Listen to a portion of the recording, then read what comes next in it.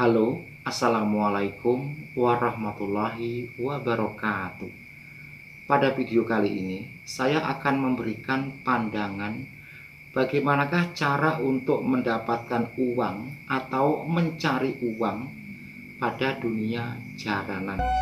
Sebelum lanjut pada konten, subscribe dulu ya di jempol dan berkomentar.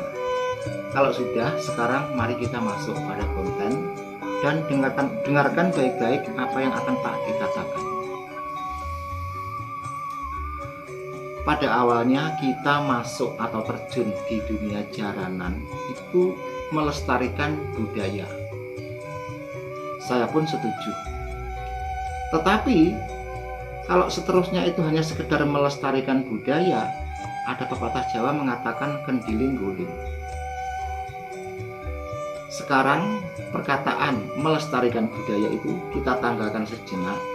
Di sini topik dan temanya adalah mencari uang atau cara mendapatkan uang pada dunia jalanan.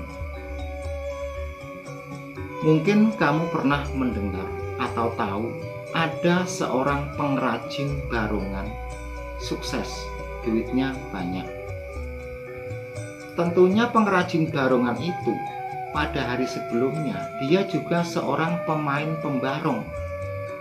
Tapi di dunia jalanan dia itu tidak cukup atau tidak puas hanya menjadi seorang pemain barong.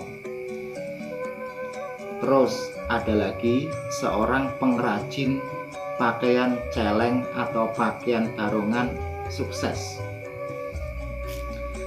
Tentunya dia itu pun sebelumnya juga pemain celeng. Selama anak tersebut menjadi pemain celengan, dia itu sambil mengamati, mempelajari apa yang dia tekuni saat jadi pemain celeng. Umpamanya, monte itu seperti ini, cara bikinnya seperti apa, terus eblek celeng itu seperti ini, bahannya dari apa, terus cara membikinnya dari apa. Akhirnya, dia menekuni itu. Kalau pemain barongan dan pemain celeng untuk mendapatkan uang atau pendapatan hanya sekedar tanggapan celeng dan barong, itu tidak mungkin. Suatu misal saya sendiri, pemain selompret. Saya juga sambil cari-cari, bikin selompret, dijual. Terus cari permainan seperti ini, seperti sampah ini ya. Ini cuma janur lontar, yang bagus gimana itu saya tahu, terus saya jual. Dulu tahun 80-an saya pemain suling, dangdut, bikin suling. Kalau ada yang butuh dijual. Tentunya kalau penjual suling itu juga setidak-tidaknya bisa nyuling. Terus kita bikin melodi cap seperti ini.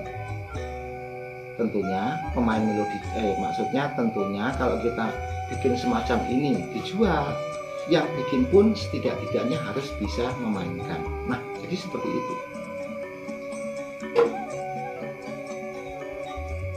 Terus Pak D, kalau saya itu seorang tukang bobo atau tukang pecut, apa yang saya lakukan? Tentunya kalau bobo atau pemain pecut, ya bikin cemeti, bikin pecut. Kan kamu bisa memainkan cemeti supaya cemeti itu seru, banter, itu indah, itu bagaimana kan kamu tahu.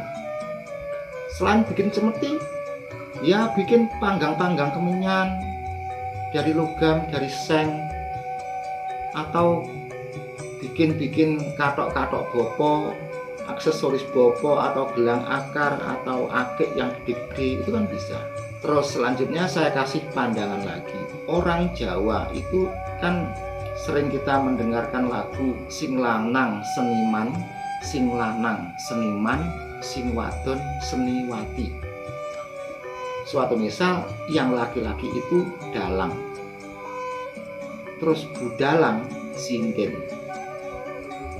Pak Dalang dan Bu Dalang dalam mendapatkan pendapatan atau duit itu tidak cuma dengan dalang tok sama nyinden itu.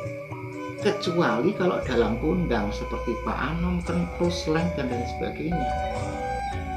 Tapi bisa jadi seperti Pak Anom, Kengkus, Leng, dan lain sebagainya itu, mereka itu mendapatkan tidak dari situ tok, dari Dalang dan Inden. Budalang adalah seorang tukang rias, nyambi menyewakan pakaian. Budalang nyambi melayani job catering. Terus Pak Dalang juga gitu, nyambi menyewakan sound system, nyambi menyewakan panggung, menyewakan wayang, bakul gamelan. Bahkan tidak sedikit Pak Dalang pun nyambi menjadi seorang wiroswara di manten. Sekarang ini di jaranan-jaranan itu kan banyak. Itu kan mereka itu, kalau saya dengar itu dari kata-katanya itu dalang wayang. Saya tahu dari kata-katanya, lagu bicara, suluknya itu semua itu dalang wayang. Itu loh masuk di dunia jaranan. Padahal dia dalang, orang jaga nih koyoni atau penghasilan dari dalang. Terus Pak D, saya itu pemain gamelan.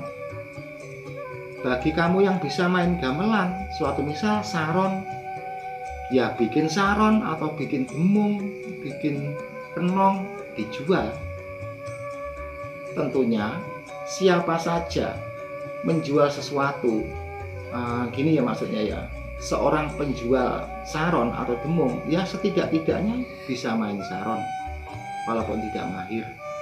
Pemain gitar yang jual gitar ya harus bisa gitar, kan gitu. Saya kasih bocoran, penyanyi-penyanyi atau artis-artis papan atas yang ada di ibu kota itu pendapatannya juga bukan hanya gila-gilo nyanyi, itu tidak.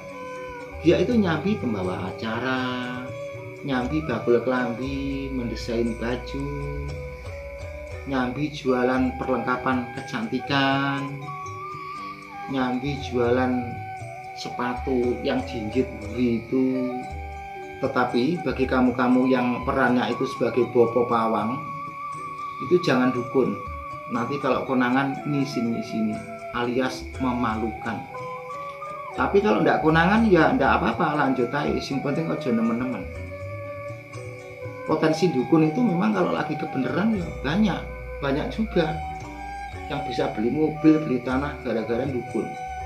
Tapi jangan keterusan. Nanti kalau kamu itu keterusan dukun terus, lama-lama ketahuan. Kenapa saya kok bilang ketahuan? Ya sudahlah, saya itu tahu dukun itu sebenarnya gimana tuh, saya itu tahu. Nah ini guyon tetapi parikeno.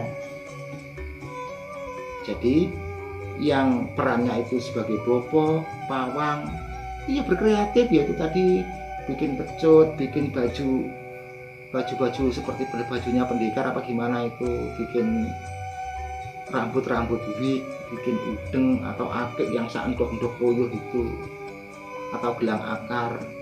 Nah sekarang konten video kali ini semoga bermanfaat, bisa Anda pahami.